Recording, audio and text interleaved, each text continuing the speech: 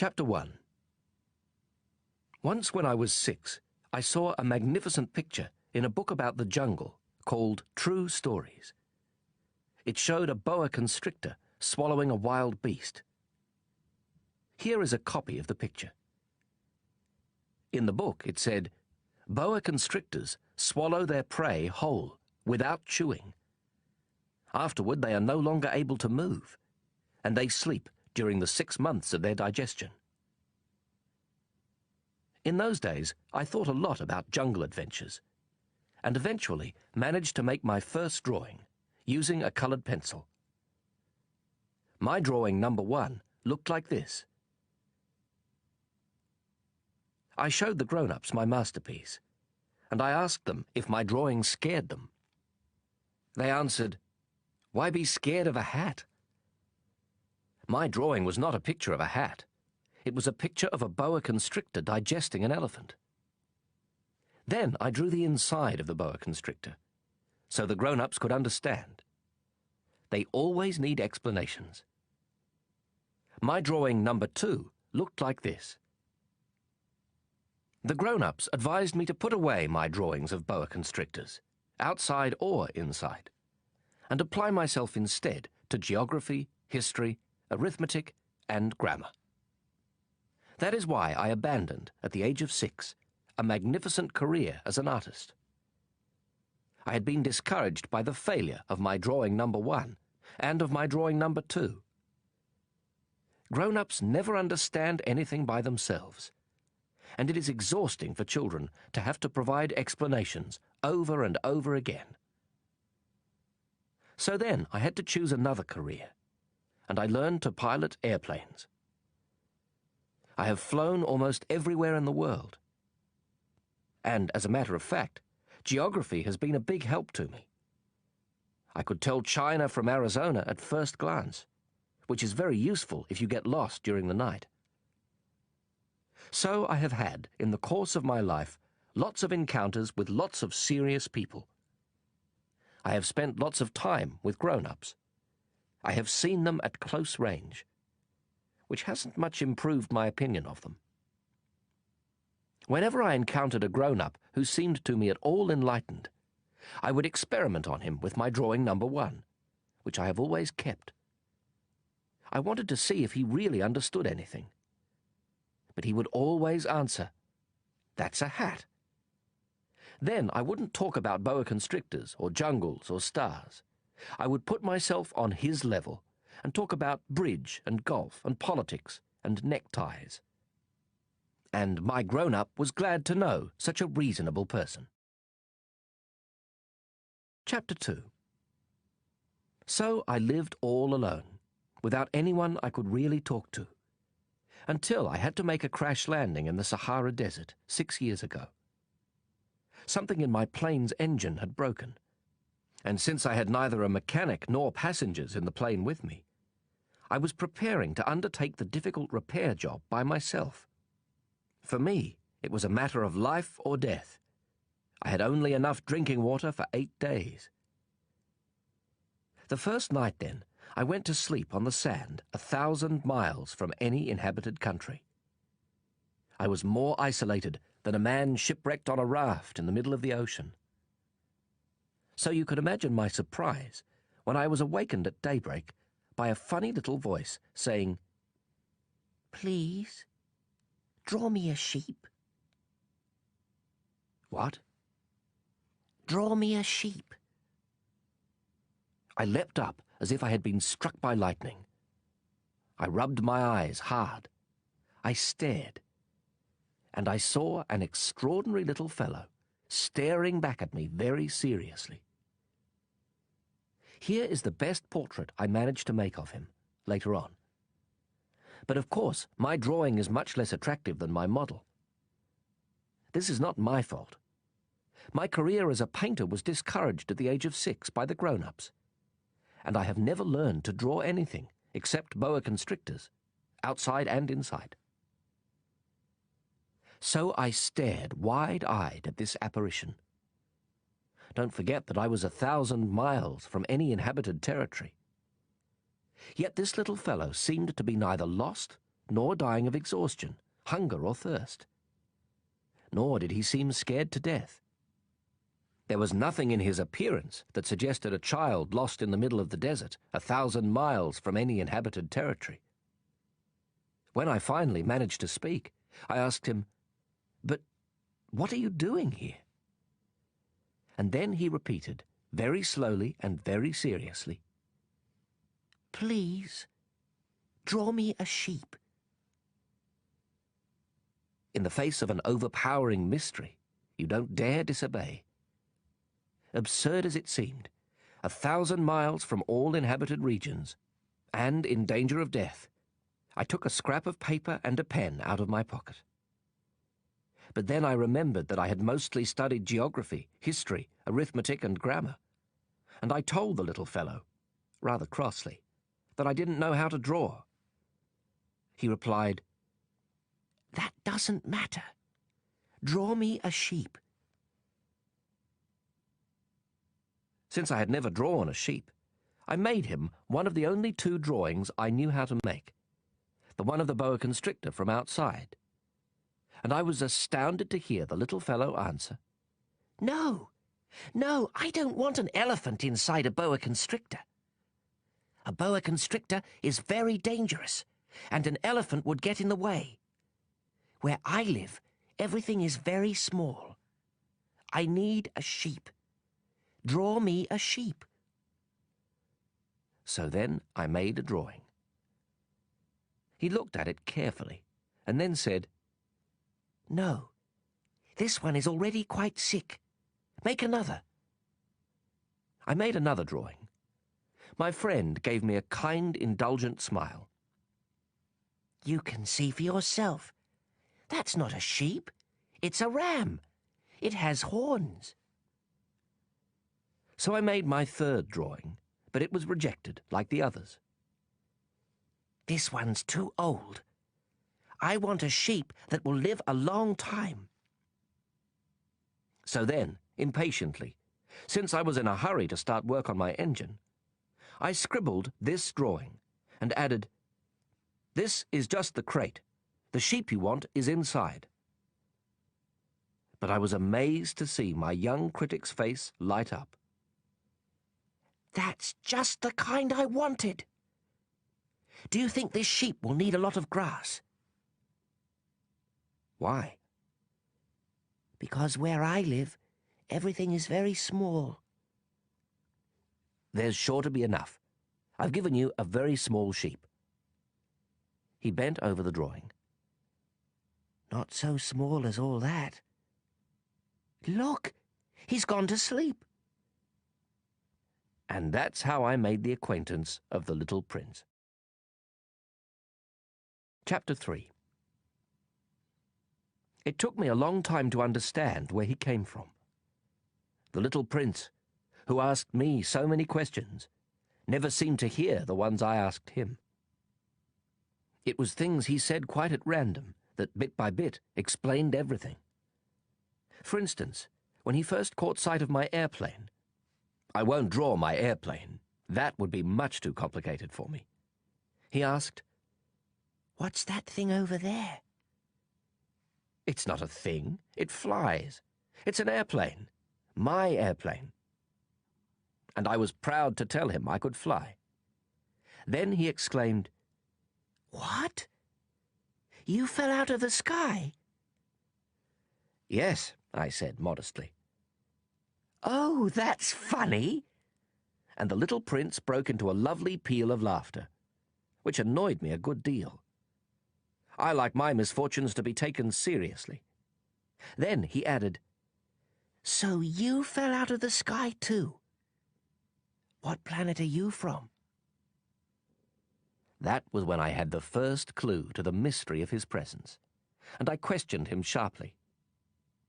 "Do you come from another planet?" But he made no answer. He shook his head a little, still staring at my airplane. "Of course, that couldn't have brought you from very far." And he fell into a reverie that lasted a long while. Then, taking my sheep out of his pocket, he plunged into contemplation of his treasure. You can imagine how intrigued I was by this hint about other planets. I tried to learn more. Where do you come from, little fellow? Where is this where I live of yours? Where will you be taking my sheep? After a thoughtful silence, he answered, The good thing about the crate you've given me is that he can use it for a house after dark. Of course. And if you're good, I'll give you a rope to tie him up during the day, and a stake to tie him to. This proposition seemed to shock the little prince. Tie him up? What a funny idea. But if you don't tie him up, he'll wander off somewhere and get lost. My friend burst out laughing again. Where could he go? Anywhere. Straight ahead. Then the little prince remarked quite seriously, Even if he did, everything's so small where I live. And he added, perhaps a little sadly, Straight ahead, you can't go very far. Chapter 4. That was how I had learned a second very important thing, which was that the planet he came from was hardly bigger than a house. That couldn't surprise me much. I knew very well that except for the huge planets like Earth, Jupiter, Mars, and Venus, which have been given names, there are hundreds of others that are sometimes so small that it's very difficult to see them through a telescope. When an astronomer discovers one of them, he gives it a number instead of a name. For instance, he would call it Asteroid 325. I have serious reasons to believe that the planet the little prince came from is asteroid B612. This asteroid has been sighted only once by telescope, in 1909 by a Turkish astronomer, who had then made a formal demonstration of his discovery at an international astronomical congress. But no one had believed him on account of the way he was dressed. Grown-ups are like that. Fortunately for the reputation of asteroid B612, a Turkish dictator ordered his people, on pain of death, to wear European clothes. The astronomer repeated his demonstration in 1920, wearing a very elegant suit, and this time everyone believed him. If I've told you these details about asteroid B612, and if I've given you its number, it is on account of the grown-ups. Grown-ups like numbers. When you tell them about a new friend, they never ask questions about what really matters. They never ask, what does his voice sound like? What games does he like best? Does he collect butterflies? They ask, how old is he? How many brothers does he have?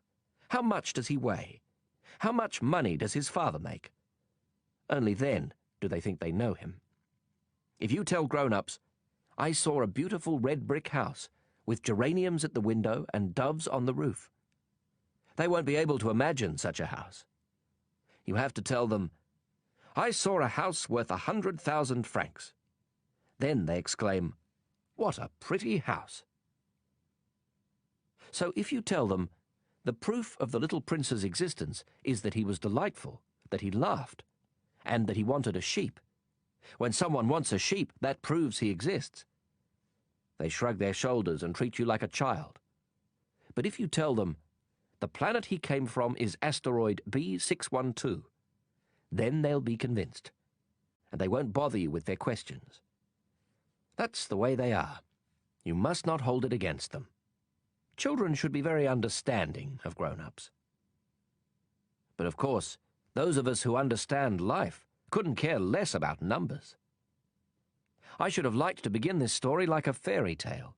I should have liked to say, once upon a time there was a little prince who lived on a planet hardly any bigger than he was, and who needed a friend. For those who understand life, that would sound much truer. The fact is, I don't want my book to be taken lightly. Telling these memories is so painful for me. It's already been 6 years since my friend went away, taking his sheep with him. If I try to describe him here, it's so I won't forget him. It's sad to forget a friend. Not everyone has had a friend. And I might become like the grown-ups, who are no longer interested in anything but numbers. Which is still another reason why I've bought a box of paints and some pencils.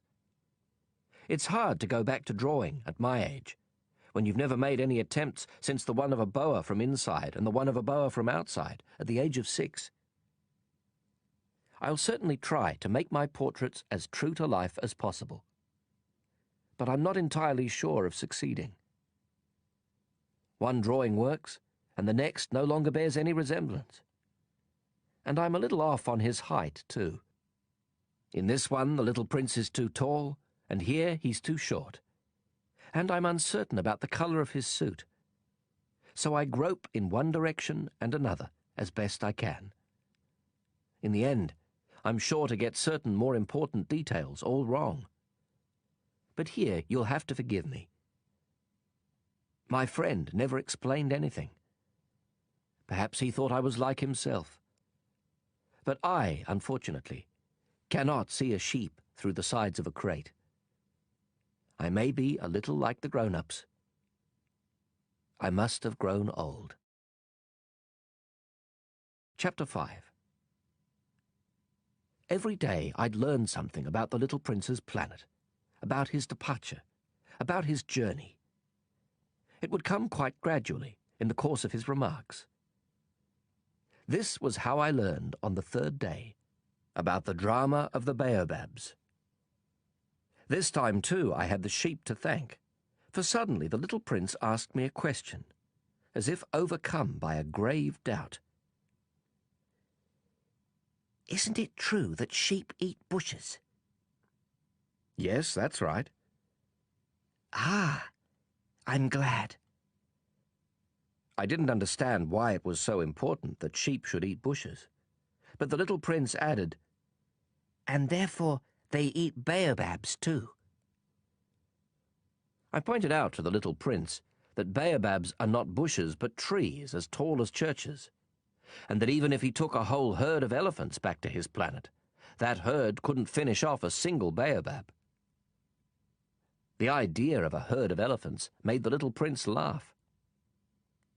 We'd have to pile them on top of one another.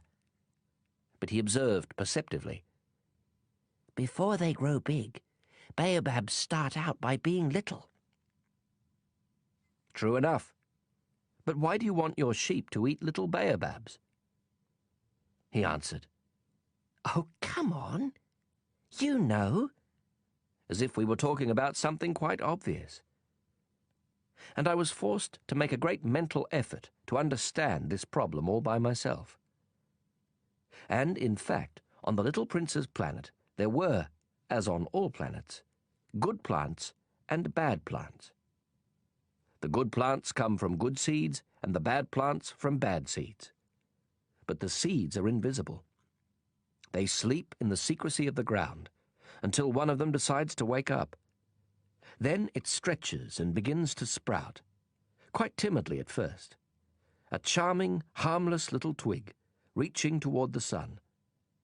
If it's a radish seed or a rosebush seed, you can let it sprout all it likes. But if it's the seed of a bad plant, you must pull the plant up right away, as soon as you can recognize it. As it happens, there were terrible seeds on the little prince's planet. Baobab seeds. The planet's soil was infested with them. Now, if you attend to a baobab too late, you can never get rid of it again. It overgrows the whole planet. Its roots pierce right through. And if the planet is too small, and if there are too many baobabs, they make it burst into pieces. It's a question of discipline, the little prince told me later on. When you've finished washing and dressing each morning, you must tend your planet. You must be sure you pull up the baobabs regularly, as soon as you can tell them apart from the rose bushes, which they closely resemble when they're very young. It's very tedious work, but very easy. And one day he advised me to do my best to make a beautiful drawing for the edification of the children where I live. If they travel someday, he told me, it could be useful to them. Sometimes there's no harm in postponing your work until later. But with baobabs, it's always a catastrophe. I knew one planet that was inhabited by a lazy man. He had neglected 3 bushes. So, following the little prince's instructions, I have drawn that planet. I don't much like assuming the tone of a moralist, but the danger of baobabs is so little recognized, and the risks run by anyone who might get lost on an asteroid are so considerable, that for once I am making an exception to my habitual reserve. I say, children, watch out for baobabs. It's to warn my friends of a danger of which they, like myself, have long been unaware, that I worked so hard on this drawing. The lesson I'm teaching is worth the trouble. You may be asking, why are there no other drawings in this book as big as the drawing of the baobabs? There's a simple answer. I tried, but I couldn't manage it. When I drew the baobabs, I was inspired by a sense of urgency. Chapter 6. O little prince. Gradually, this was how I came to understand your sad little life. For a long time, your only entertainment was the pleasure of sunsets. I learned this new detail on the morning of the 4th day, when you told me, I really like sunsets. Let's go look at one now. But we have to wait. What for? For the sun to set. At first you seemed quite surprised, and then you laughed at yourself. And you said to me, I think I'm still at home. Indeed. When it's noon in the United States, the sun, as everyone knows, is setting over France. If you could fly to France in 1 minute, you could watch the sunset. Unfortunately, France is much too far. But on your tiny planet, all you had to do was move your chair a few feet, and you would watch the twilight whenever you wanted to.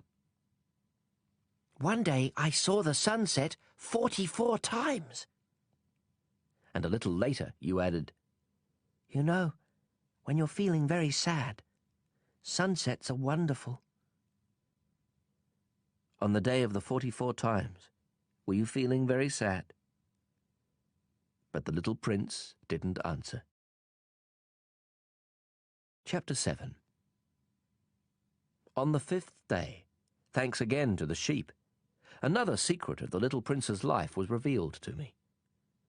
Abruptly, with no preamble, he asked me, as if it were the fruit of a problem long pondered in silence. If a sheep eats bushes, does it eat flowers too? A sheep eats whatever it finds. Even flowers that have thorns? Yes, even flowers that have thorns. Then what good are thorns? I didn't know. At that moment I was very busy, trying to unscrew a bolt that was jammed in my engine. I was quite worried, for my plane crash was beginning to seem extremely serious, and the lack of drinking water made me fear the worst. What good are thorns? The little prince never let go of a question once he had asked it. I was annoyed by my jammed bolt, and I answered without thinking. Thorns are no good for anything. They're just the flower's way of being mean. Oh. But after a silence, he lashed out at me with a sort of bitterness. I don't believe you. Flowers are weak. They're naive. They reassure themselves whatever way they can. They believe their thorns make them frightening. I made no answer. At that moment I was thinking, if this bolt stays jammed, I'll knock it off with the hammer. Again the little prince disturbed my reflections. Then you think flowers No, not at all. I don't think anything. I just said whatever came into my head. I'm busy here with something serious." He stared at me, astounded. "Something serious?" He saw me holding my hammer, my fingers black with grease, bending over an object he regarded as very ugly. "You talk like the grown-ups." That made me a little ashamed. But he added, mercilessly, "You confuse everything. You've got it all mixed up." He was really very annoyed. He tossed his golden curls in the wind. "I know a planet inhabited by a red-faced gentleman. He's never smelled a flower. He's never looked at a star. He's never loved anyone. He's never done anything except add up numbers. And all day long he says over and over, just like you, 'I'm a serious man. I'm a serious man.' And that puffs him up with pride. But he's not a man at all. He's a mushroom." "He's a what?" "A mushroom." The little prince was now quite pale with rage. "For millions of years, flowers have been producing thorns. For millions of years, sheep have been eating them all the same. And it's not serious? Trying to understand why flowers go to such trouble to produce thorns that are good for nothing? It's not important, the war between the sheep and the flowers? It's not more serious and more important than the numbers that fat red gentleman is adding up? Suppose I happen to know a unique flower, one that exists nowhere in the world except on my planet, one that a little sheep can wipe out in a single bite one morning, just like that, without even realizing what he's doing. That isn't important." His face turned red now, and he went on. "If someone loves a flower of which just one example exists among all the millions and millions of stars, that's enough to make him happy when he looks at the stars. He tells himself, 'My flower's up there somewhere.' But if the sheep eats the flower, then for him it's as if suddenly all the stars went out. And that isn't important." He couldn't say another word. All of a sudden, he burst out sobbing. Night had fallen. I dropped my tools. What did I care about my hammer, about my bolt, about thirst and death? There was on one star, on one planet, on mine, the Earth, a little prince to be consoled. I took him in my arms. I rocked him. I told him, "The flower you love is not in danger. I'll draw you a muzzle for your sheep. I'll draw you a fence for your flower." I didn't know what to say, how clumsy I felt. I didn't know how to reach him, where to find him. It's so mysterious, the land of tears. Chapter 8. I soon learned to know that flower better. On the little prince's planet, there had always been very simple flowers, decorated with a single row of petals, so that they took up no room at all and got in no one's way. They would appear one morning in the grass and would fade by nightfall.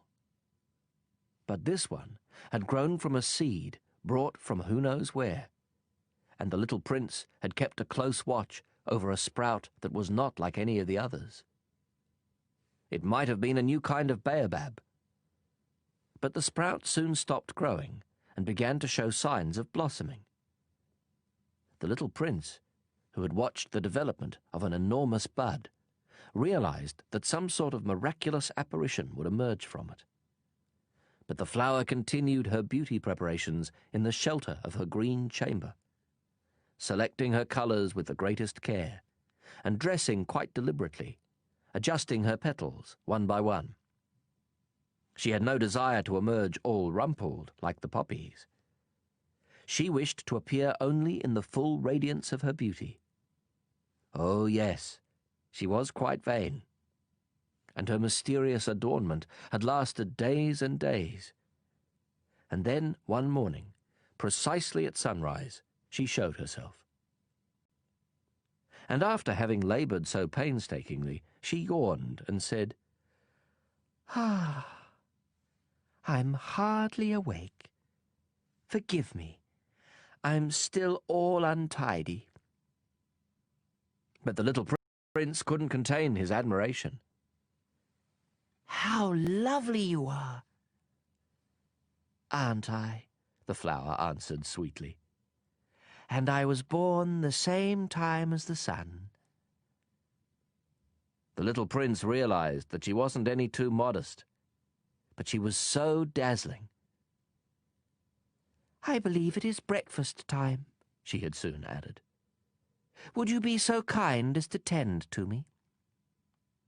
And the little prince, utterly abashed, having gone to look for a watering can, served the flower. She had soon begun tormenting him with her rather touchy vanity. One day, for instance, alluding to her 4 thorns, she remarked to the little prince, "I'm ready for tigers with all their claws." "There are no tigers on my planet," the little prince had objected. "And besides, tigers don't eat weeds." "I am not a weed," the flower sweetly replied. "Forgive me. I am not at all afraid of tigers, but I have a horror of drafts. You wouldn't happen to have a screen?" "A horror of drafts? That's not a good sign for a plant," the little prince had observed. "How complicated this flower is." "After dark you will put me under glass. How cold it is where you live. Quite uncomfortable. But where I come from—" But she suddenly broke off. She had come here as a seed. She couldn't have known anything of other worlds. Humiliated at having let herself be caught on the verge of so naive a lie, she coughed 2 or 3 times in order to put the little prince in the wrong. "Ahem. The screen?" "I was going to look for one, but you were speaking to me." Then she made herself cough again, in order to inflict a twinge of remorse on him all the same. So the little prince, despite all the goodwill of his love, had soon come to mistrust her. He had taken seriously certain inconsequential remarks and had grown very unhappy. "I shouldn't have listened to her," he confided to me one day. "You must never listen to flowers. You must look at them and smell them. Mine perfumed my planet, but I didn't know how to enjoy that. The business about the tiger claws, instead of annoying me, ought to have moved me." And he confided further. "In those days, I didn't understand anything. I should have judged her according to her actions, not her words. She perfumed my planet and lit up my life. I should never have run away. I ought to have realized the tenderness underlying her silly pretensions. Flowers are so contradictory. But I was too young to know how to love her." Chapter 9. In order to make his escape, I believe he took advantage of a migration of wild birds. On the morning of his departure, he put his planet in order. He carefully raked out his active volcanoes. The little prince possessed 2 active volcanoes, which were very convenient for warming his breakfast. He also possessed 1 extinct volcano. But, as he said, "You never know." So he raked out the extinct volcano too. If they are properly raked out, volcanoes burn gently and regularly, without eruptions. Volcanic eruptions are like fires in a chimney. Of course, on our Earth we are much too small to rake out our volcanoes. That is why they cause us so much trouble. The little prince also uprooted, a little sadly, the last baobab shoots. he believed he would never be coming back. But all these familiar tasks seemed very sweet to him on this last morning. And when he watered the flower one last time and put her under glass, he felt like crying. "Goodbye," he said to the flower. But she did not answer him. "Goodbye," he repeated. The flower coughed, but not because she had a cold. "I've been silly," she told him at last. "I ask your forgiveness. Try to be happy." He was surprised that there were no reproaches. He stood there, quite bewildered, holding the glass bell in mid-air. He failed to understand this calm sweetness. "Of course I love you," the flower told him. "It was my fault you never knew. It doesn't matter. But you were just as silly as I was. Try to be happy. Put that glass thing down. I don't want it anymore." "But the wind. My cold isn't that bad. The night air will do me good. I'm a flower." "But the animals. I need to put up with 2 or 3 caterpillars if I want to get to know the butterflies. Apparently they're very beautiful. Otherwise, who will visit me? You'll be far away. As for the big animals, I'm not afraid of them. I have my own claws." And she naively showed her 4 thorns. Then she added, "Don't hang around like this. It's irritating. You made up your mind to leave. Now go." For she didn't want him to see her crying. She was such a proud flower. Chapter 10. He happened to be in the vicinity of asteroids 325, 326, 327, 328, 329, and 330. So he began by visiting them, to keep himself busy and to learn something. The first one was inhabited by a king. Wearing purple and ermine, he was sitting on a simple yet majestic throne. "Ah, here's a subject," the king exclaimed when he caught sight of the little prince. And the little prince wondered, "How can he know who I am if he's never seen me before?" He didn't realize that for kings, the world is extremely simplified. All men are subjects. "Approach the throne so I can get a better look at you," said the king, very proud of being a king for someone at last. The little prince looked around for a place to sit down, but the planet was covered by the magnificent ermine cloak. So he remained standing, and since he was tired, he yawned. "It is a violation of etiquette to yawn in a king's presence," the monarch told him. "I forbid you to do so." "I can't help it," answered the little prince, quite embarrassed. "I've made a long journey, and I haven't had any sleep." "Then I command you to yawn," said the prince. "I haven't seen anyone yawn for years. For me, yawns are a curiosity. Come on, yawn again. It is an order." "That intimidates me. I can't do it now," said the little prince, blushing deeply. "Well, well," the king replied. "Then I command you to yawn sometimes, and sometimes to, He was sputtering a little and seemed annoyed. For the king insisted that his authority be universally respected. He would tolerate no disobedience, being an absolute monarch.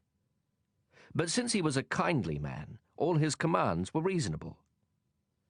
"If I were to command," he would often say, "if I were to command a general to turn into a seagull, and if the general did not obey, that would not be the general's fault, it would be mine."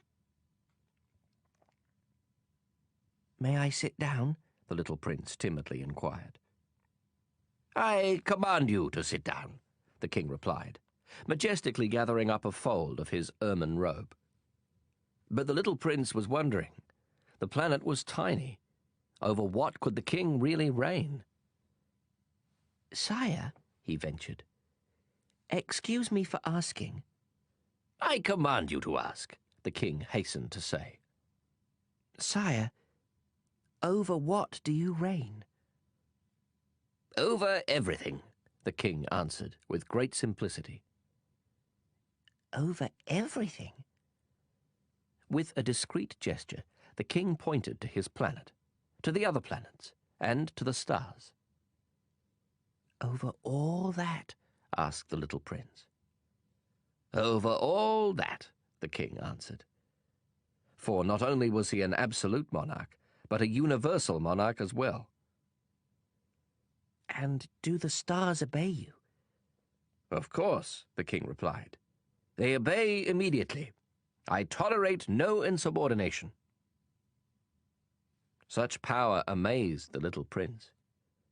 If he had wielded it himself, he could have watched not 44, but 72, or even 100, even 200 sunsets on the same day, without ever having to move his chair.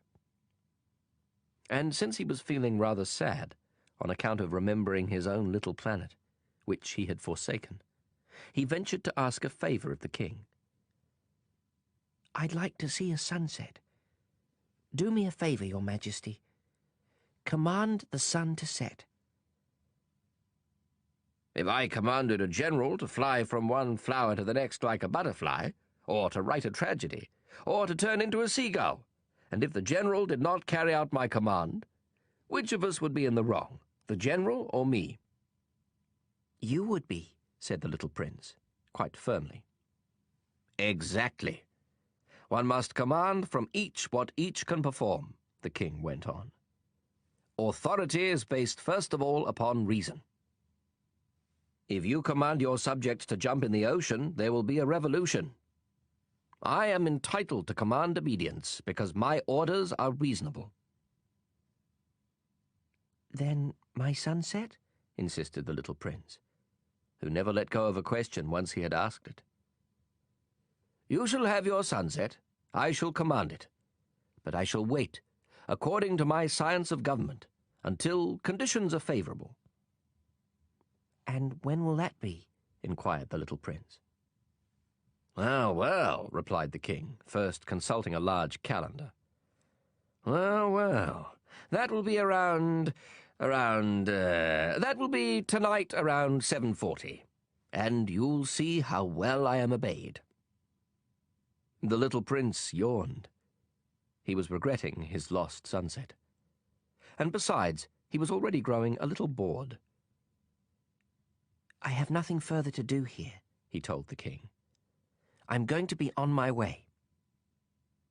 "Do not leave," answered the king, who was so proud of having a subject. "Do not leave. I shall make you my minister." "A minister of what?" Of justice." "But there's no one here to judge." "You never know," the king told him. "I have not yet explored the whole of my realm. I am very old. I have no room for a carriage, and it wearies me to walk." "Oh, but I've already seen for myself," said the little prince, leaning forward to glance one more time at the other side of the planet.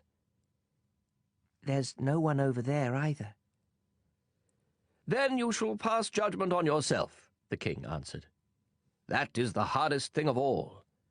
It is much harder to judge yourself than to judge others. If you succeed in judging yourself, it's because you are truly a wise man."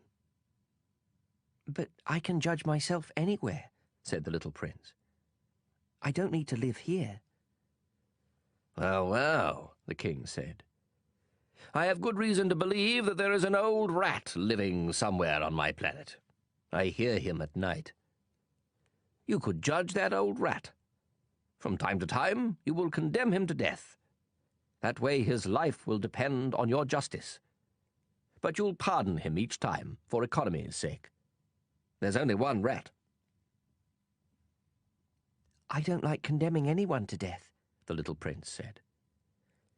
"And now I think I'll be on my way." "No," said the king. The little prince, having completed his preparations, had no desire to aggrieve the old monarch. "If your majesty desires to be promptly obeyed, he should give me a reasonable command.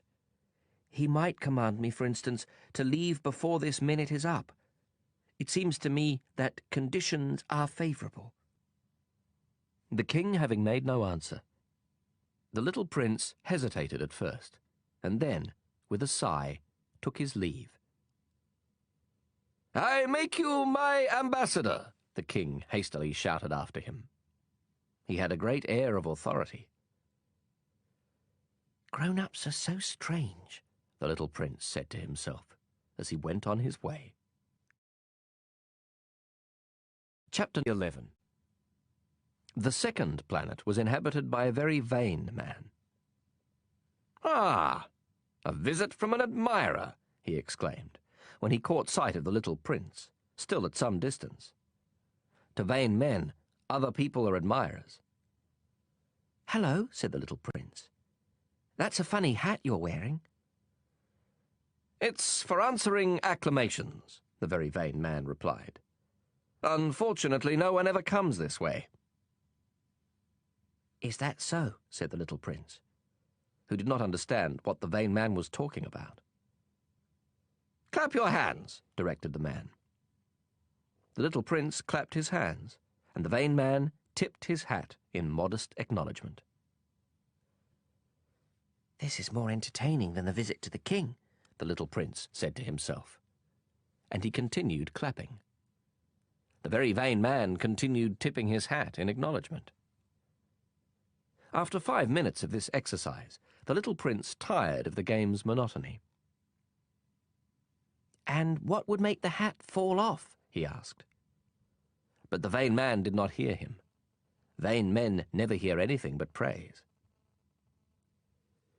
"Do you really admire me a great deal?" he asked the little prince. "What does that mean, admire?" To admire means to acknowledge that I am the handsomest, the best dressed, the richest, and the most intelligent man on the planet. "But you're the only man on your planet." Do me this favor. Admire me all the same." "I admire you," said the little prince, with a little shrug of his shoulders. "But what is there about my admiration that interests you so much?" And the little prince went on his way. "Grown-ups are certainly very strange," he said to himself, as he continued on his journey. Chapter 12. The next planet was inhabited by a drunkard. This visit was a very brief one, but it plunged the little prince into a deep depression. "What are you doing there?" he asked the drunkard, whom he found sunk in silence before a collection of empty bottles and a collection of full ones. "Drinking," replied the drunkard, with a gloomy expression. "Why are you drinking?" the little prince asked. "To forget," replied the drunkard. "To forget what?" inquired the little prince, who was already feeling sorry for him. "To forget that I'm ashamed," confessed the drunkard, hanging his head. "What are you ashamed of?" inquired the little prince, who wanted to help. "Of drinking," concluded the drunkard, withdrawing into silence for good. And the little prince went on his way, puzzled. "Grown-ups are certainly very, very strange," he said to himself, as he continued on his journey. Chapter 13. The fourth planet belonged to a businessman. This person was so busy that he didn't even raise his head when the little prince arrived. "Hello," said the little prince. "Your cigarette's gone out." 3 and 2 make 5, 5 and 7, 12, 12 and 3, 15. Hello, 15 and 7, 22, 22 and 6, 28. No time to light it again. 26 and 5, 31. Phew, that amounts to 501,622,731. 500 million what? Hmm? You're still there? 501 million... I don't remember. I have so much work to do. I'm a serious man. I can't be bothered with trifles. 2 and 5, 7... 501 million what? Repeated the little prince, who had never in his life let go of a question once he had asked it. The businessman raised his head. For the 54 years I've inhabited this planet, I've been interrupted only 3 times. The first time was 22 years ago, when I was interrupted by a beetle that had fallen onto my desk from God knows where. It made a terrible noise, and I made 4 mistakes in my calculations. The second time was 11 years ago, when I was interrupted by a fit of rheumatism. I don't get enough exercise. I haven't time to take strolls. I'm a serious person. The third time is right now. Where was I? 501 million... Million what? The businessman realized that he had no hope of being left in peace. Oh, those little things you sometimes see in the sky. Flies? No, those little shiny things. Bees? No, those little golden things that make lazy people daydream. Now, I'm a serious person. I have no time for daydreaming. Ah, you mean the stars. Yes, that's it, stars. And what do you do with 500 million stars? 501,622,731. I'm a serious person, and I'm accurate. And what do you do with those stars? What do I do with them? Yes. Nothing. I own them. You own the stars? Yes. But I've already seen a king who... Kings don't own, they reign over. It's quite different. And what good does owning the stars do you? It does me the good of being rich. And what good does it do you to be rich? It lets me buy other stars, if somebody discovers them. The little prince said to himself, This man argues a little like my drunkard. Nevertheless, he asked more questions. How can someone own the stars? To whom do they belong? Retorted the businessman grumpily. I don't know. To nobody. Then they belong to me, because I thought of it first. And that's all it takes? Of course. When you find a diamond that belongs to nobody in particular, then it's yours.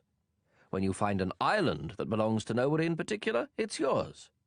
When you're the first person to have an idea, you patent it and it's yours.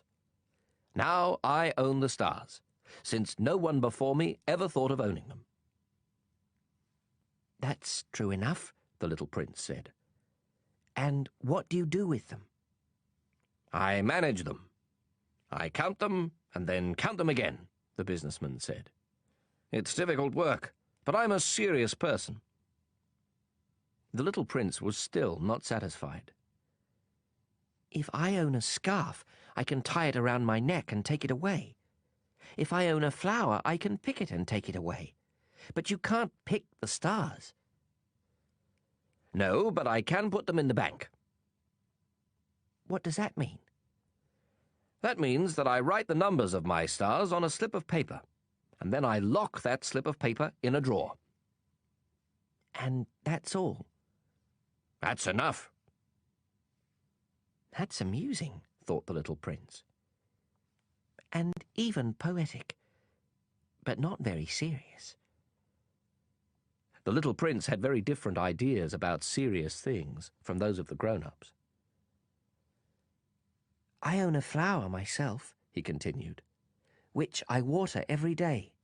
I own 3 volcanoes, which I rake out every week. I even rake out the extinct one. You never know. So it's of some use to my volcanoes, and it's useful to my flower that I own them.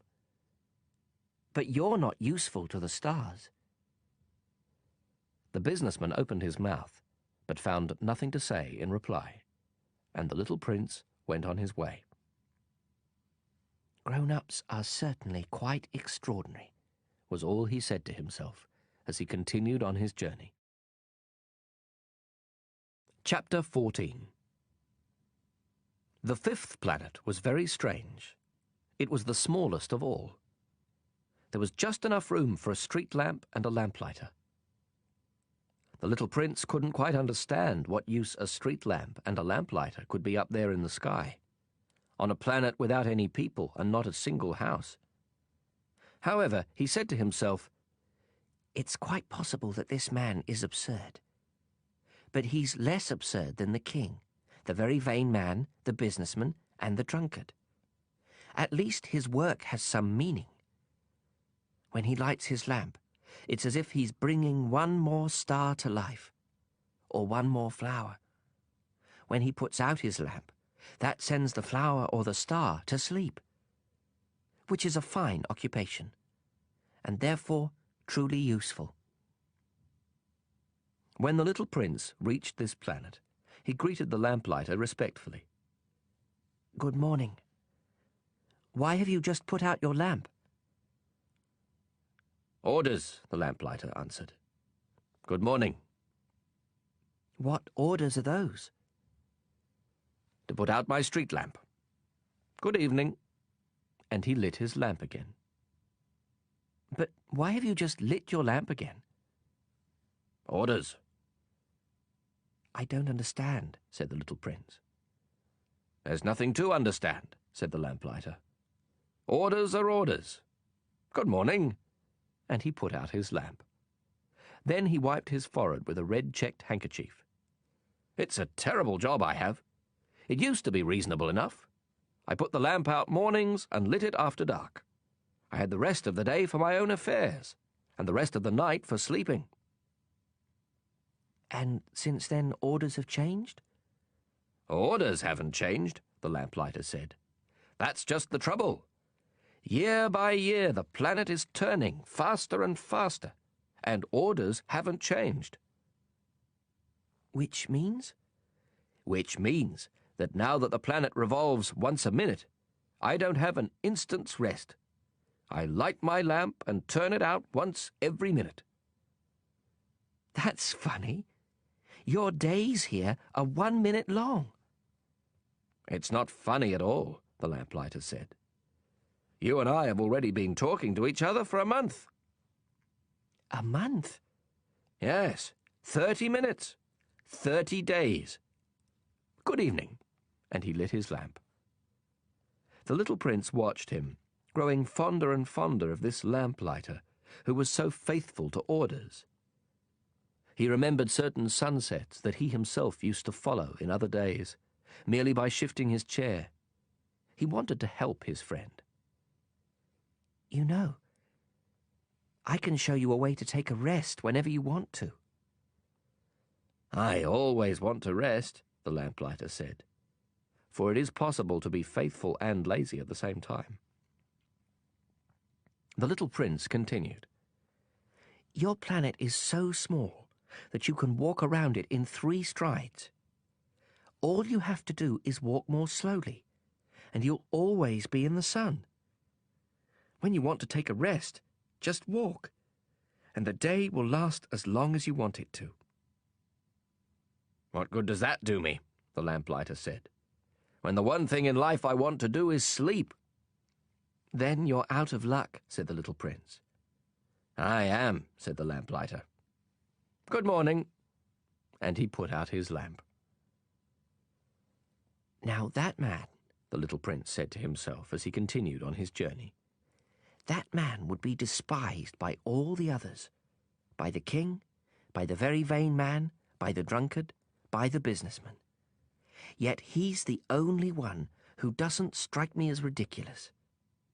Perhaps it's because he's thinking of something besides himself. He heaved a sigh of regret and said to himself again, That man is the only one I might have made my friend. But his planet is really too small. There's not room for 2. What the little prince dared not admit was that he most regretted leaving that planet because it was blessed with 1,440 sunsets every 24 hours. Chapter 15.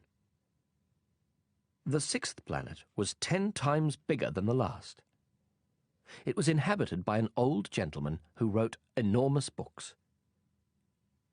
"Ah, here comes an explorer," he exclaimed when he caught sight of the little prince, who was feeling a little winded and sat down on the desk. He had already travelled so much and so far. "Where do you come from?" the old gentleman asked him. "What's that big book?" asked the little prince. "What do you do with it?"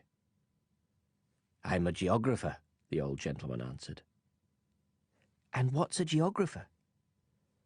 "A scholar who knows where the seas are, and the rivers, the cities, the mountains, and the deserts." "That is very interesting," the little prince said. "Here at last is someone who has a real profession." And he gazed around him at the geographer's planet. He had never seen a planet so majestic. "Your planet is very beautiful," he said. "Does it have any oceans?" "I couldn't say," said the geographer. "Oh." The little prince was disappointed. "And mountains?" "I couldn't say," said the geographer. "And cities and rivers and deserts?" "I couldn't tell you that either," the geographer said. "But you're a geographer." "You're right," said the geographer. "But I'm not an explorer. There's not one explorer on my planet. A geographer doesn't go out to describe cities, rivers, mountains, seas, oceans, and deserts.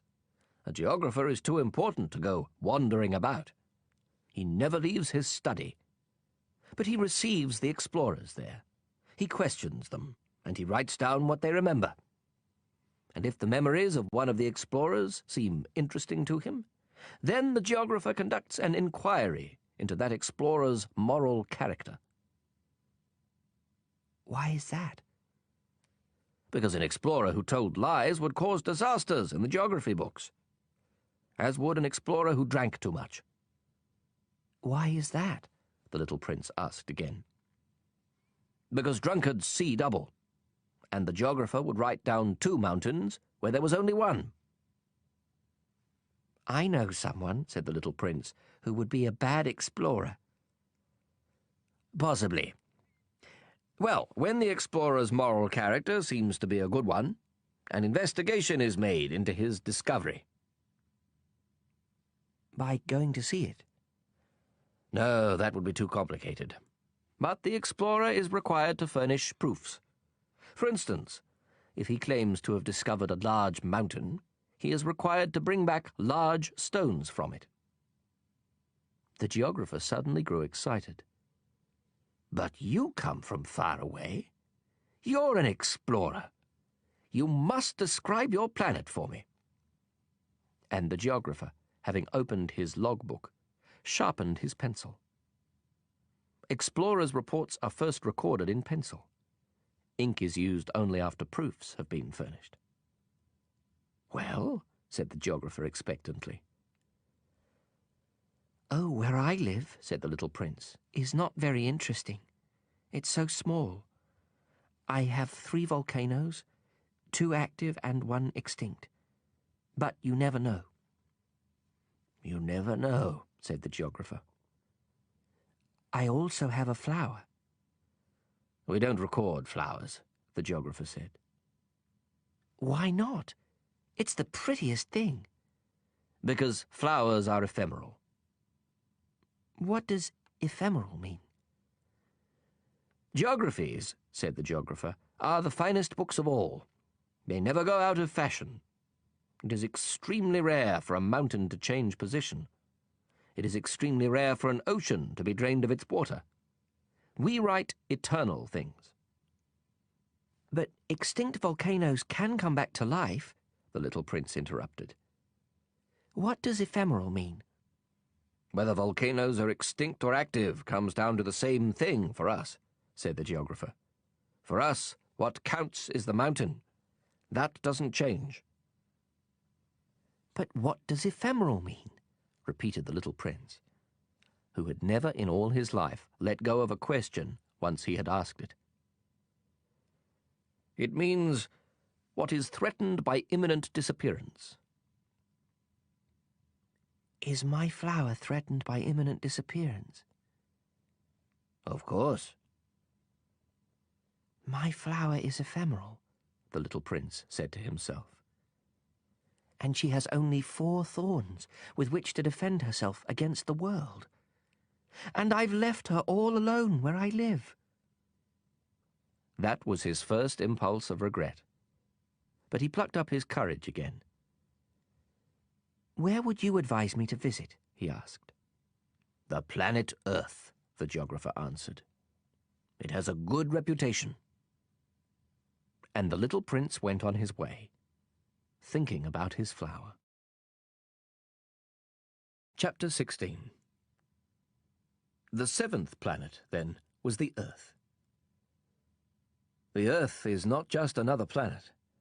It contains 111 kings, including, of course, the African kings, 7,000 geographers, 900,000 businessmen, 7.5 million drunkards, 311 million vain men.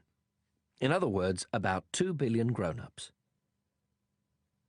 To give you a notion of the Earth's dimensions, I can tell you that before the invention of electricity, it was necessary to maintain, over the whole of 6 continents, a veritable army of 462,511 lamplighters. Seen from some distance, this made a splendid effect. The movements of this army were ordered like those of a ballet. First came the turn of the lamplighters of New Zealand and Australia. Then these, having lit their street lamps, would go home to sleep. Next it would be the turn of the lamplighters of China and Siberia to perform their steps in the lamplighters' ballet. And then they too would vanish into the wings. Then came the turn of the lamplighters of Russia and India. Then those of Africa and Europe. Then those of South America and of North America. And they never missed their cues for their appearances on stage. It was awe-inspiring. Only the lamplighter of the single street lamp at the North Pole and his colleague of the single street lamp at the South Pole led carefree, idle lives. They worked twice a year. Chapter 17. Trying to be witty leads to lying, more or less. What I just told you about the lamplighters isn't completely true, and I risk giving a false idea of our planet to those who don't know it. Men occupy very little space on Earth. If the 2 billion inhabitants of the globe were to stand close together, as they might for some big public event, they would easily fit into a city block that was 20 miles long and 20 miles wide. You could crowd all humanity onto the smallest Pacific islet. Grown-ups, of course, won't believe you. They're convinced they take up much more room. They consider themselves as important as the baobabs. So you should advise them to make their own calculations. They love numbers, and they'll enjoy it. But don't waste your time on this extra task. It's unnecessary. Trust me. So once he reached Earth, the little prince was quite surprised not to see anyone. He was beginning to fear he had come to the wrong planet, when a moon-coloured loop uncoiled on the sand. "Good evening," the little prince said, just in case. "Good evening," said the snake. "What planet have I landed on?" asked the little prince. "On the planet Earth, in Africa," the snake replied. "Ah. And are there no people on Earth?" "It's the desert here."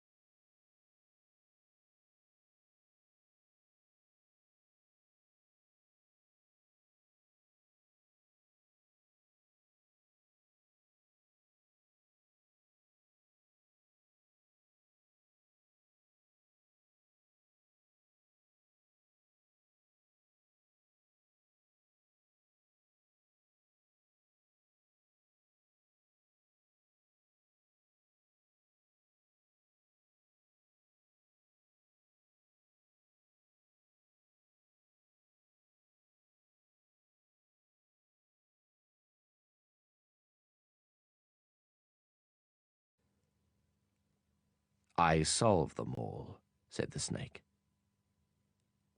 And they were both silent. Chapter 18. The little prince crossed the desert and encountered only one flower.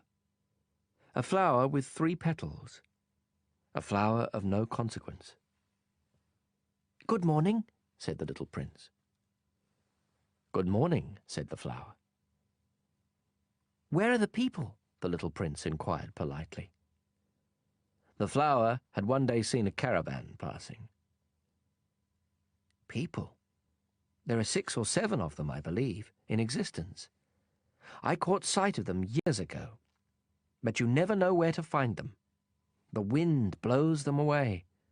They have no roots, which hampers them a good deal."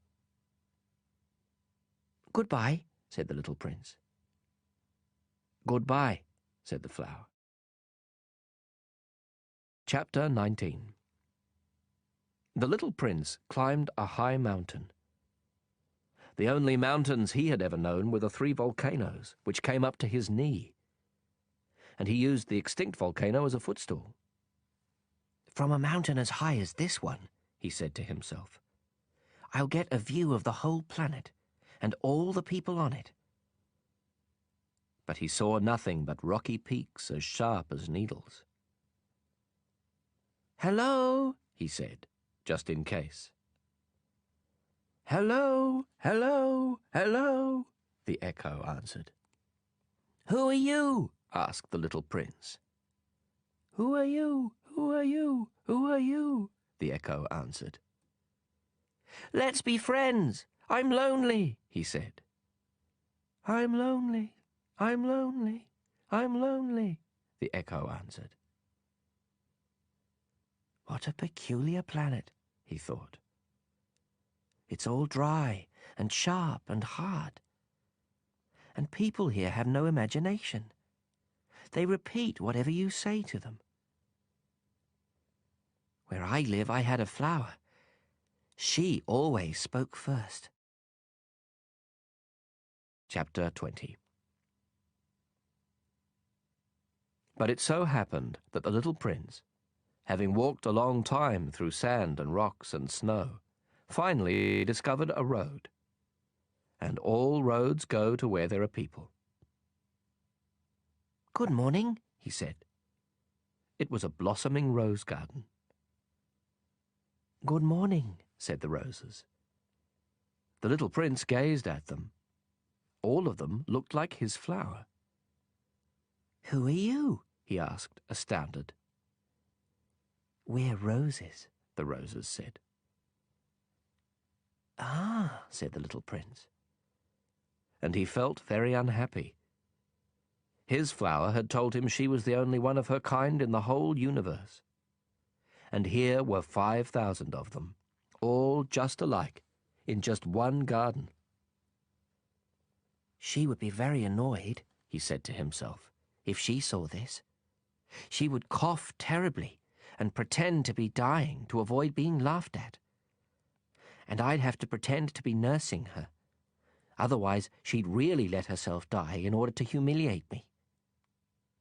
And then he said to himself, "I thought I was rich because I had just one flower, and all I own is an ordinary rose. That and my 3 volcanoes, which come up to my knee, one of which may be permanently extinct. It doesn't make me much of a prince." And he lay down in the grass and wept. Chapter 21. It was then that the fox appeared. "Good morning," said the fox. "Good morning," the little prince answered politely, though when he turned around he saw nothing. "I'm here," the voice said, "under the apple tree." "Who are you?" the little prince asked. "You're very pretty."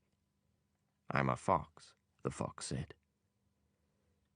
"Come and play with me," the little prince proposed. "I'm feeling so sad."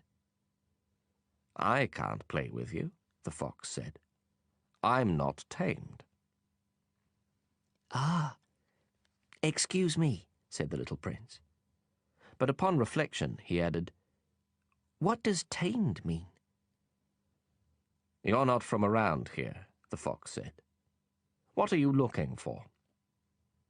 I'm looking for people, said the little prince. What does tamed mean? People, said the fox, have guns and they hunt. It's quite troublesome. And they also raise chickens. That's the only interesting thing about them. Are you looking for chickens? No, said the little prince. I'm looking for friends. What does tamed mean? It's something that's been too often neglected. It means to create ties. To create ties? That's right, the fox said. For me, you're only a little boy just like 100,000 other little boys. And I have no need of you. And you have no need of me either. For you, I'm only a fox like 100,000 other foxes. But if you tame me, we'll need each other. You'll be the only boy in the world for me. I'll be the only fox in the world for you. I'm beginning to understand, the little prince said. There's a flower. I think she's tamed me. Possibly, the fox said. On Earth, one sees all kinds of things. Oh, this isn't on Earth, the little prince said.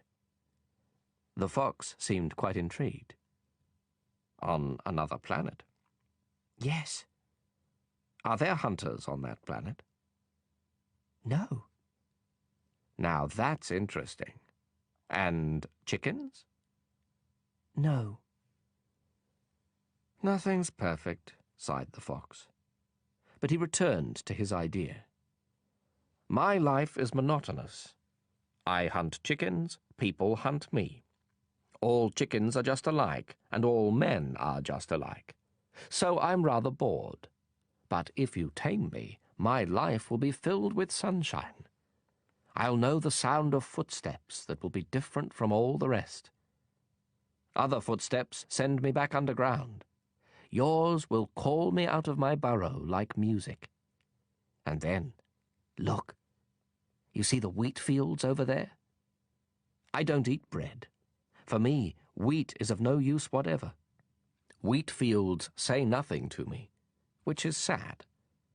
But you have hair the color of gold. So it will be wonderful once you've tamed me. The wheat, which is golden, will remind me of you. And I'll love the sound of the wind in the wheat. The fox fell silent and stared at the little prince for a long while. Please, tame me, he said. I'd like to, the little prince replied. But I haven't much time. I have friends to find, and so many things to learn. The only things you learn are the things you tame, said the fox. People haven't time to learn anything. They buy things ready-made in stores.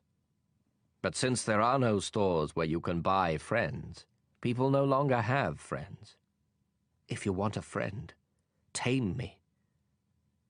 What do I have to do? Asked the little prince. You have to be very patient, the fox answered. First, you'll sit down a little ways away from me, over there in the grass. I'll watch you out of the corner of my eye, and you won't say anything. Language is the source of misunderstandings. But day by day, you'll be able to sit a little closer. The next day, the little prince returned. It would have been better to return at the same time, the fox said. For instance, if you come at 4 in the afternoon, I'll begin to be happy by 3. The closer it gets to 4, the happier I'll feel. By 4, I'll be all excited and worried. I'll discover what it costs to be happy. But if you come at any old time, I'll never know when I should prepare my heart. There must be rights. What's a right? Asked the little prince. That's another thing that's been too often neglected, said the fox. It's the fact that one day is different from the other days, 1 hour from the other hours. My hunters, for example, have a right. They dance with the village girls on Thursdays. So Thursday's a wonderful day. I can take a stroll all the way to the vineyards. If the hunters danced whenever they chose, the days would all be just alike, and I'd have no holiday at all.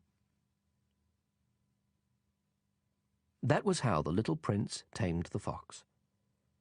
And when the time to leave was near, "Ah," the fox said, "I shall weep." "It's your own fault," the little prince said. "I never wanted to do you any harm, but you insisted that I tame you." "Yes, of course," the fox said. "But you're going to weep," said the little prince. "Yes, of course," the fox said. "Then you get nothing out of it." "I get something," the fox said, "because of the color of the wheat." Then he added, "Go look at the roses again. You'll understand that yours is the only rose in all the world. Then come back to say goodbye, and I'll make you the gift of a secret." The little prince went to look at the roses again. "You're not at all like my rose. You're nothing at all yet," he told them. "No one has tamed you, and you haven't tamed anyone. You're the way my fox was. He was just a fox like 100,000 others. But I've made him my friend, and now he's the only fox in all the world." And the roses were humbled. "You're lovely, but you're empty," he went on. "One couldn't die for you. Of course, an ordinary passer-by would think my rose looked just like you. But my rose, all on her own, is more important than all of you together, since she's the one I've watered, since she's the one I put under glass, since she's the one I sheltered behind a screen, since she's the one for whom I killed the caterpillars, except the 2 or 3 for butterflies, since she's the one I listened to when she complained or when she boasted, or even sometimes when she said nothing at all, since she's my rose." And he went back to the fox. "Goodbye," he said. "Goodbye," said the fox. "Here is my secret. It's quite simple. One sees clearly only with the heart. Anything essential is invisible to the eyes." "Anything essential is invisible to the eyes," the little prince repeated, in order to remember. "It's the time you spent on your rose that makes your rose so important." "It's the time I spent on my rose," the little prince repeated, in order to remember. "People have forgotten this truth," the fox said. "But you mustn't forget it. You become responsible forever for what you've tamed. You're responsible for your rose." "I'm responsible for my rose," the little prince repeated, in order to remember. Chapter 22. "Good morning," said the little prince. "Good morning," said the railway switchman. "What is it that you do here?" asked the little prince. "I sort the travellers into bundles of 1,000, the switchman said. "I dispatch the trains that carry them, sometimes to the right, sometimes to the left." And a brightly lit express train, roaring like thunder, shook the switchman's cabin. "What a hurry they're in," said the little prince. "What are they looking for?" "Not even the engineer on the locomotive knows," the switchman said. And another brightly lit express train thundered by in the opposite direction. "Are they coming back already?" asked the little prince. "It's not the same ones," the switchman said. "It's an exchange." "They weren't satisfied where they were?" asked the little prince. No one is ever satisfied where he is, the switchman said. And a third brightly lit express train thundered past. Are they chasing the first travellers? Asked the little prince. They're not chasing anything, the switchman said. They're sleeping in there, or else they're yawning. Only the children are pressing their noses against the window panes. Only the children know what they're looking for, said the little prince. They spend their time on a rag doll, and it becomes very important. And if it's taken away from them, they cry. They're lucky, the switchman said. Chapter 23. Good morning, said the little prince. Good morning, said the sales clerk. This was a sales clerk who sold pills invented to quench thirst. Swallow one a week, and you no longer feel any need to drink. Why do you sell these pills? They save so much time, the sales clerk said. Experts have calculated that you can save 53 minutes a week. And what do you do with those 53 minutes? Whatever you like. If I had 53 minutes to spend as I liked, the little prince said to himself, I'd walk very slowly towards a water fountain. Chapter 24. It was now the 8th day since my crash landing in the desert, and I'd listened to the story about the sales clerk as I was drinking the last drop of my water supply. Ah, I said to the little prince, your memories are very pleasant, but I haven't yet repaired my plane. I have nothing left to drink, and I too would be glad to walk very slowly toward a water fountain. My friend the fox told me. Little fellow, this has nothing to do with the fox. Why? Because we're going to die of thirst.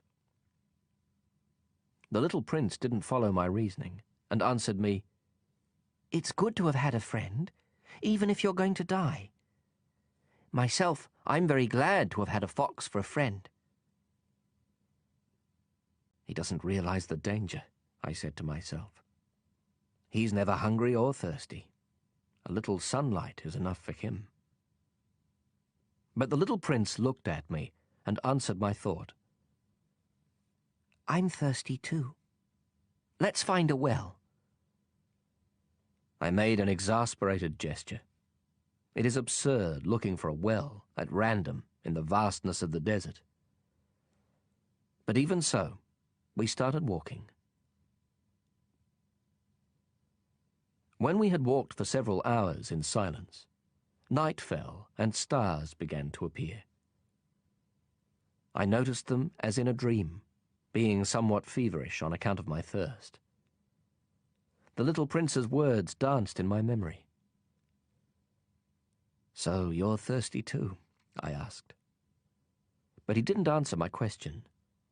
He merely said to me, Water can also be good for the heart. I didn't understand his answer, but I said nothing. I knew by this time that it was no use questioning him. He was tired. He sat down. I sat down next to him. And after a silence, he spoke again. The stars are beautiful because of a flower you don't see. I answered, Yes, of course. And without speaking another word, I stared at the ridges of sand in the moonlight. The desert is beautiful, the little prince added. And it was true. I've always loved the desert. You sit down on a sand dune, you see nothing, you hear nothing. And yet something shines, something sings in that silence. What makes the desert beautiful, the little prince said, is that it hides a well somewhere. I was surprised by suddenly understanding that mysterious radiance of the sands. When I was a little boy, I lived in an old house, and there was a legend that a treasure was buried in it somewhere. Of course, no one was ever able to find the treasure. Perhaps no one even searched. But it cast a spell over that whole house. My house hid a secret in the depths of its heart. Yes, I said to the little prince. Whether it's a house or the stars or the desert, what makes them beautiful is invisible. I'm glad, he said. You agree with my fox. As the little prince was falling asleep, I picked him up in my arms and started walking again. I was moved. It was as if I was carrying a fragile treasure. It actually seemed to me there was nothing more fragile on earth. By the light of the moon, I gazed at that pale forehead, those closed eyes, those locks of hair trembling in the wind, and I said to myself, what I'm looking at is only a shell. What's most important is invisible. As his lips parted in a half-smile, I said to myself again, what moves me so deeply about this sleeping little prince is his loyalty to a flower, the image of a rose shining within him, like the flame within a lamp, even when he's asleep. And I realized he was even more fragile than I had thought. Lamps must be protected. A gust of wind can blow them out. And walking on like that, I found the well at daybreak. Chapter 25. The little prince said, People start out in express trains, but they no longer know what they're looking for. Then they get all excited and rush around in circles. And he added, It's not worth the trouble. The well we had come to was not at all like the wells of the Sahara. The wells of the Sahara are no more than holes dug in the sand. This one looked more like a village well, but there was no village here, and I thought I was dreaming. It's strange, I said to the little prince. Everything is ready, the pulley, the bucket, and the rope. He laughed, grasped the rope, and set the pulley working. And the pulley groaned the way an old weather vane groans when the wind has been asleep a long time. Hear that? Said the little prince. We've awakened this well, and it's singing. I didn't want him to tire himself out. Let me do that, I said to him. It's too heavy for you. Slowly I hoisted the bucket to the edge of the well. I set it down with great care. The song of the pulley continued in my ears, and I saw the sun glisten on the still trembling water. I'm thirsty for that water, said the little prince. Let me drink some. And I understood what he'd been looking for. I raised the bucket to his lips. He drank, eyes closed. It was as sweet as a feast. That water was more than merely a drink. It was born of our walk beneath the stars, of the song of the pulley, of the effort of my arms. It did the heart good, like a present. When I was a little boy, the Christmas tree lights, the music of midnight mass, the tenderness of people's smiles, made up in the same way the whole radiance of the Christmas present I received. People where you live, the little prince said, grow 5,000 roses in one garden, yet they don't find what they're looking for. They don't find it, I answered. And yet what they're looking for could be found in a single rose or a little water. Of course, I answered.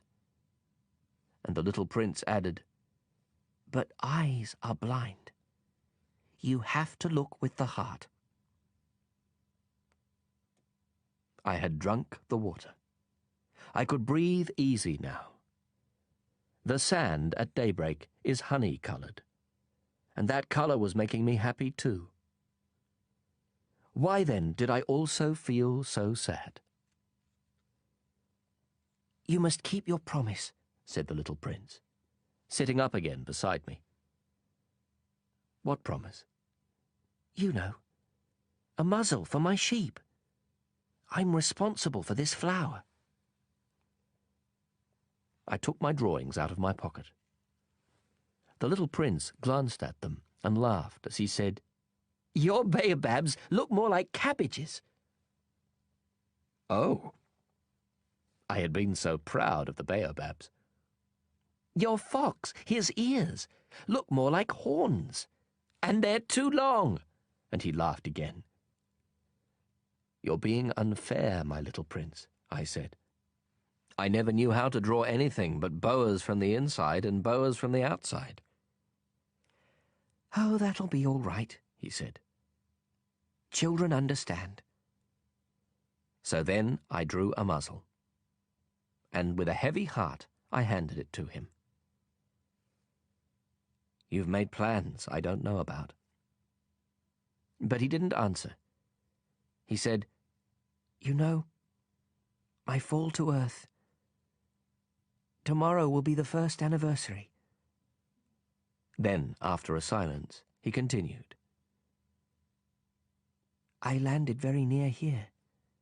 And he blushed. And once again, without understanding why, I felt a strange grief. However, a question occurred to me. Then it wasn't by accident that on the morning I met you 8 days ago, you were walking that way, all alone, 1,000 miles from any inhabited region. Were you returning to the place where you fell to earth? The little prince blushed again. And I added hesitantly, perhaps on account of the anniversary? The little prince blushed once more. He never answered questions, but when someone blushes, doesn't that mean yes? Ah, I said to the little prince. I'm afraid. But he answered, You must get to work now. You must get back to your engine. I'll wait here. Come back tomorrow night. But I wasn't reassured. I remembered the fox. You risk tears if you let yourself be tamed. Chapter 26. Beside the well, there was a ruin, an old stone wall. When I came back from my work the next evening, I caught sight of my little prince from a distance. He was sitting on top of the wall, legs dangling, and I heard him talking. Don't you remember? He was saying. This isn't exactly the place. Another voice must have answered him then, for he replied, Oh yes, it's the right day, but this isn't the place. I continued walking toward the wall. I still could neither see nor hear anyone, yet the prince answered again. Of course. You'll see where my tracks begin on the sand. Just wait for me there. I'll be there tonight. I was 20 yards from the wall and still saw no one. Then the little prince said, after a silence, Your poison is good? You're sure it won't make me suffer long? I stopped short, my heart pounding, but I still didn't understand. Now go away, the little prince said. I want to get down from here. Then I looked down toward the foot of the wall and gave a great start. There, coiled in front of the little prince, was one of those yellow snakes that can kill you in 30 seconds. As I dug into my pocket for my revolver, I stepped back. But at the noise I made, the snake flowed over the sand like a trickling fountain, and, without even hurrying, slipped away between the stones with a faint metallic sound. I reached the wall just in time to catch my little prince in my arms, his face white as snow. What's going on here? You're talking to snakes now? I had loosened the yellow scarf he always wore. I had moistened his temples and made him drink some water. and now I didn't dare ask him anything more. He gazed at me with a serious expression and put his arms round my neck. I felt his heart beating like a dying bird's when it's been shot. He said to me, "I'm glad you found what was the matter with your engine. Now you'll be able to fly again." "How did you know?" I was just coming to tell him that I had been successful beyond all hope. He didn't answer my question. All he said was, "I'm leaving today too." And then, sadly, "It's much further. It's much more difficult." I realized that something extraordinary was happening. I was holding him in my arms like a little child, yet it seemed to me that he was dropping headlong into an abyss, and I could do nothing to hold him back. His expression was very serious now, lost and remote. "I have your sheep, and I have the crate for it, and the muzzle." And he smiled sadly. I waited a long time. I could feel that he was reviving a little. "Little fellow, you were frightened."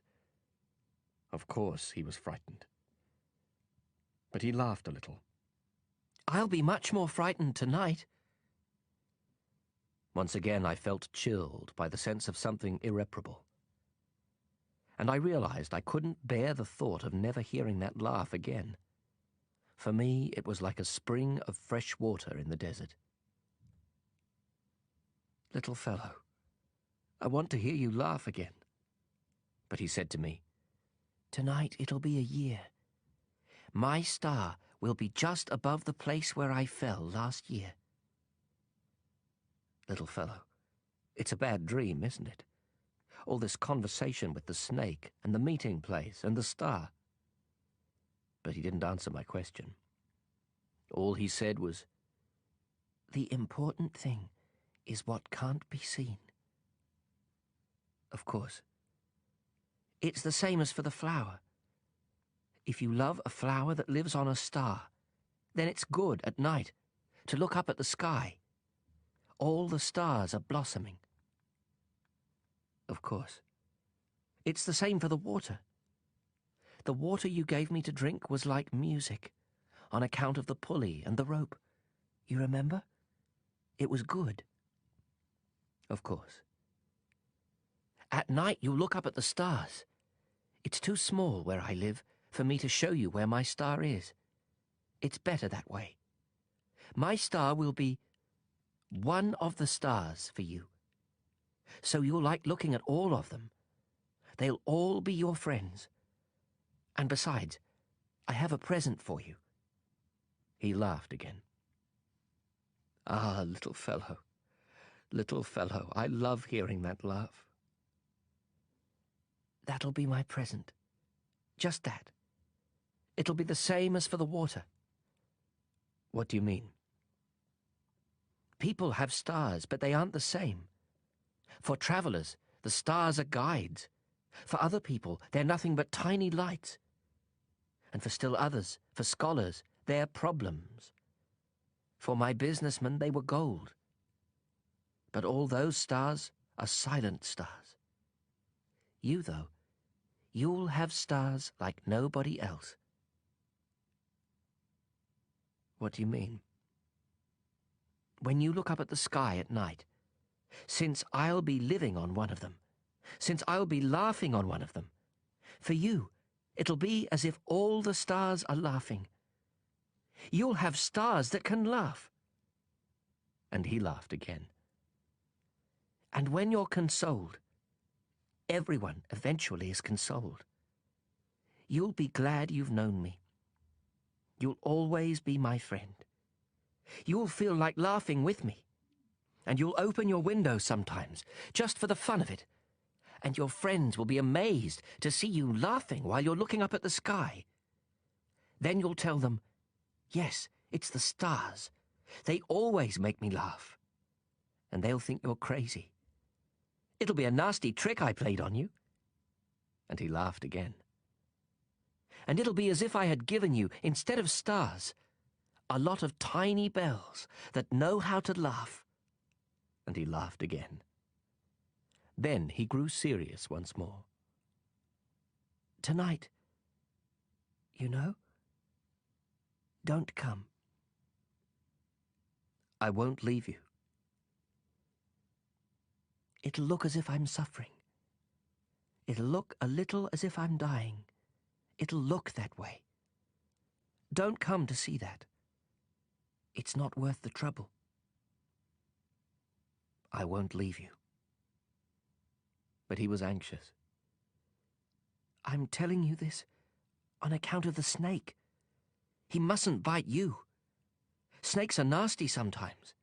They bite just for fun. I won't leave you. But something reassured him. It's true they don't have enough poison for a second bite. That night I didn't see him leave. He got away without making a sound. When I managed to catch up with him, he was walking fast, with determination. All he said was, "Ah, you're here." And he took my hand. But he was still anxious.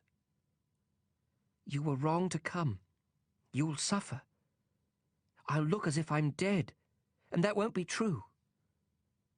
I said nothing. You understand. It's too far. I can't take this body with me. It's too heavy. I said nothing. But it'll be like an old abandoned shell. There's nothing sad about an old shell. I said nothing. He was a little disheartened now, but he made one more effort. It'll be nice, you know. I'll be looking at the stars too. All the stars will be wells with a rusty pulley. All the stars will pour out water for me to drink. I said nothing. And it'll be fun. You'll have 500 million little bells. I'll have 500 million springs of fresh water. And he too said nothing, because he was weeping. Here's the place. Let me go on alone. And he sat down because he was frightened. Then he said, You know, my flower, I'm responsible for her. And she's so weak and so naive.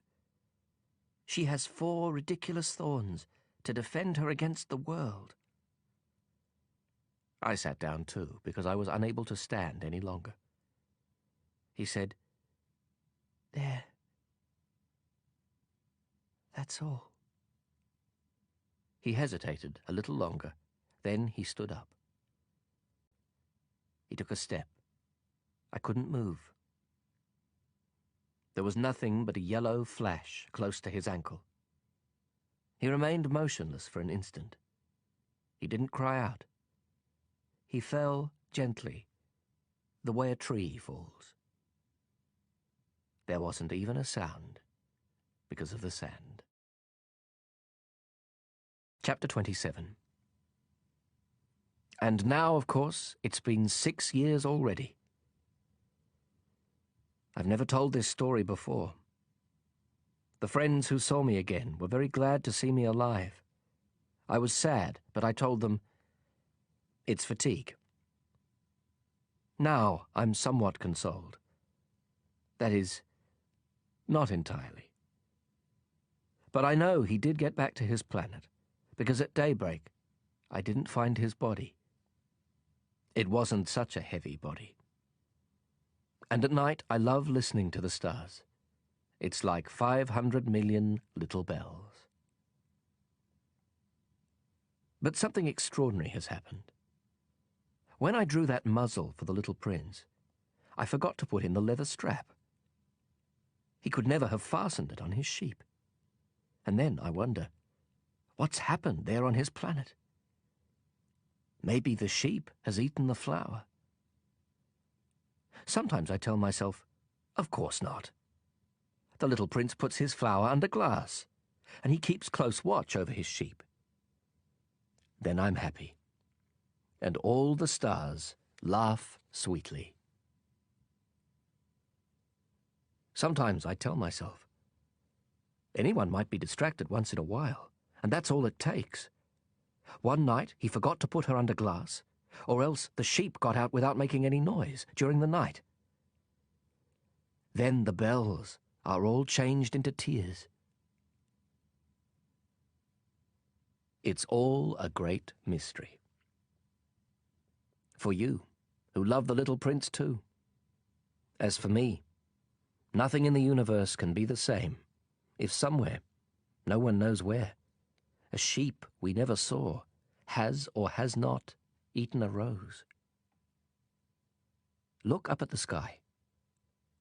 Ask yourself, has the sheep eaten the flower or not? And you'll see how everything changes. And no grown-up will ever understand how such a thing could be so important.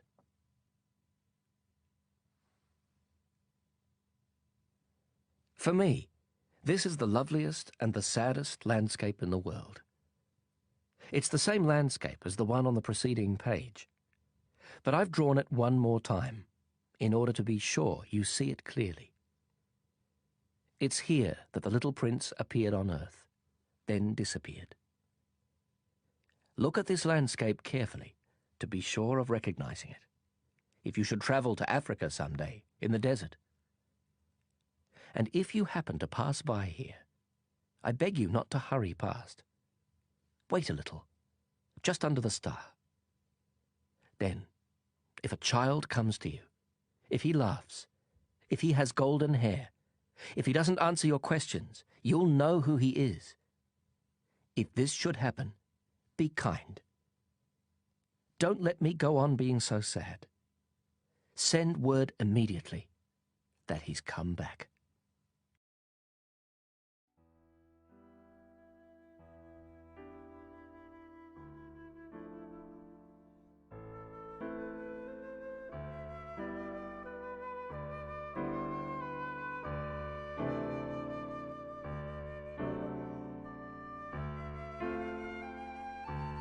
Belinda Audio hopes you enjoyed the reading of The Little Prince, written and illustrated by Antoine de Saint-Exupéry, translated by Richard Howard and read by Humphrey Bowell.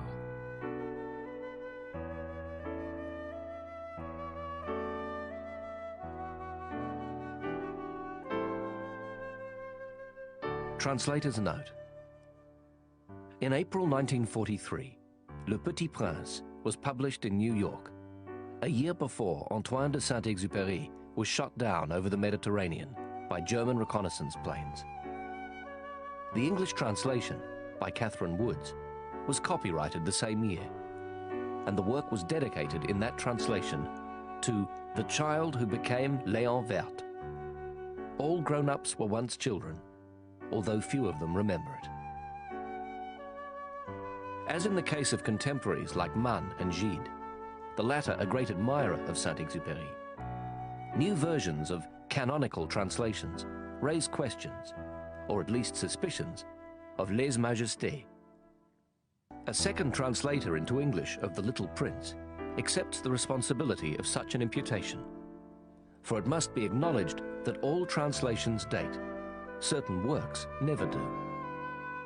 A new version of a work 57 years old is entitled, and indeed is obliged, to persist further in the letter of that work. Each decade has its circumlocutions, its compliances.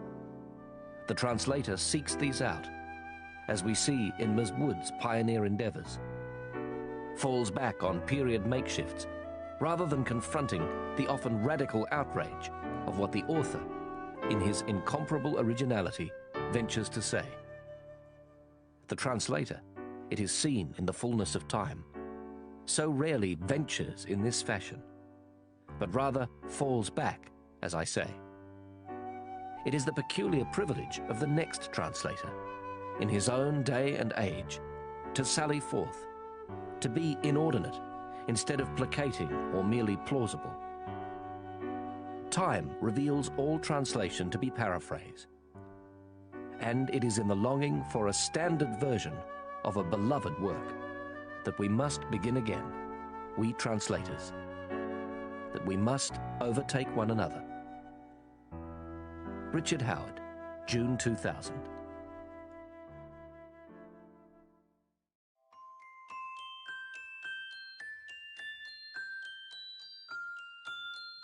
For further information about the Belinda audio range, please visit our website, www.belinda.com. If you liked this audiobook, please tell a friend.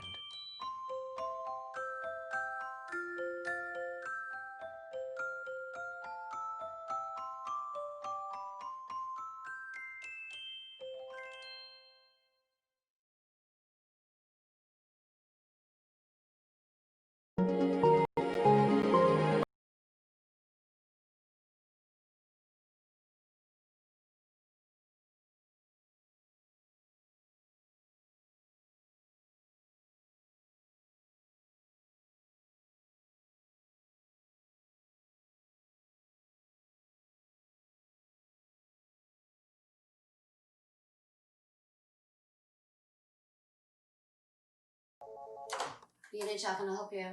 B&H is here.